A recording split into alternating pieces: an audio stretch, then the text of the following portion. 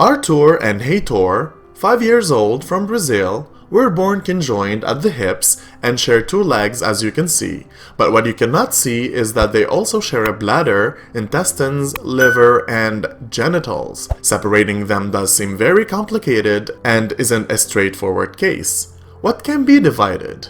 And who will get what, if you know what I mean? Despite the risk, the parents wanted to give their sons a better quality of life, as Heitor's body weight was pressing on Arthur's spine, causing him frequent pain and pressure on his internal organs. Doctors deemed the operation possible, and the twins underwent 15 procedures to grow extra skin using silicone expanders to prepare for the surgery. As their mom reports, they were excited and looking forward to the separation. The surgical operation lasted 18 hours and the twins were successfully separated. Arthur, unfortunately, suffered from complications and 3 days later his heart stopped. Heitor, now 6, was able to recover and go home but without his brother, whom he considers now as his guardian angel. The family is happy of Heitor's progress and says that Arthur will always remain in their hearts. Heitor slowly started having a normal life, playing with his sister, reading, and going to school, something he always wanted to do. He is a lively boy and says that his dream is to become a singer. Eu preciso tanto de milagre, remove a minha pedra, me chama pelo nome. Talking about when they were conjoined, Kendra says, The feeling of being attached to someone else is weird. Okay, that was not very expressive, but let's not forget that they were separated when they were only 4. Even though the twins have 1 leg each and that Maliyah had to go through dialysis and had 2 kidney transplants, the sisters who are from Salt Lake City and born in 2002 as conjoined twins are happy that their parents decided to separate them. In fact, before the separation, the conjoined twins shared a liver and had only 1 kidney for both. Though risky and complicated, doctors decided to perform the separation surgery in 2007 as living with only 1 kidney was life-threatening. Kendra was the one who kept the kidney, while their mother donated her kidney to Maliyah. Unfortunately, the kidney was rejected after 10 years. After what they call the cut-apart day, the twins naturally learned how to live separated and move around with 1 leg. Like any normal kids, the twins go to school and report that they are lucky they never suffered from any bullying. In their spare time, the twins say that they enjoy creating funny YouTube videos. It is surprising to notice that, despite being identical twins, Kendra and Maliyah don't really look alike. Can you biggesters guess why in the comments below? They can run, jump on the trampoline, and even do somersaults. This would have been quite normal if a decade ago, one's heart was not in the other's chest. Hard to believe that those 2 bubbly girls were once attached. Even when asked about when they were conjoined, they say, I think, was that ever us? I can't remember that. But thanks to technology, we have the proof. Born on November 29, 2005, Abby and Belle were conjoined at the chest and abdomen with a shared liver, small intestine, and 2 intertwined hearts. Just 6 months after being born, the twins had to go through one of the riskiest surgeries to be separated at Mayo Clinic in Rochester, Minnesota in the United States.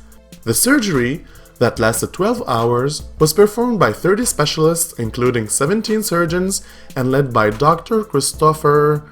what's his name? He has a weird name. Moyer. Exactly, Christopher Moyer.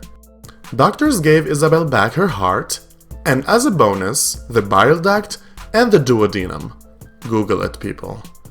The surgery left gaps in their chest walls, and both girls' hearts were only protected by a thin layer of skin until they got Gore-Tex implants to cover the openings. Now, a decade later, the separated girls are happy and closer than ever. I want to be better than her. I want to be better than her. We grab each other's hands. It's weird. Or not. Before their superheroes flew them to Virginia, USA, Maria and Teresa Tapia were born in the Dominican Republic as conjoined twins.